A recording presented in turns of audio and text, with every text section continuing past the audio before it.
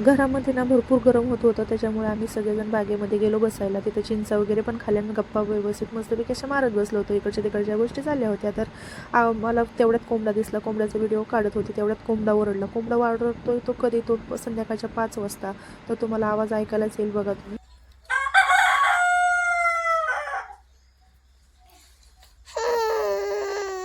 नंतर ना घरी आली आणि घरी आल्यानंतर श्रेषाला दूध वगैरे दिलं, पिलं. आणि तुम्हाला जो मी तेलाचा व्हिडिओ दाखवला होता, त्या तेल मी वापरते. तर त्या तेलाने माझ्या केसाचं पण तुम्ही इफेक्ट बघू शकता. मला केस पूर्ण आले, पूर्ण इथं केस माझे गेले होते. ज्यावेळेस श्रेषा झाली होती त्यावेळेस माझे केस पूर्ण गळायला लागले होते.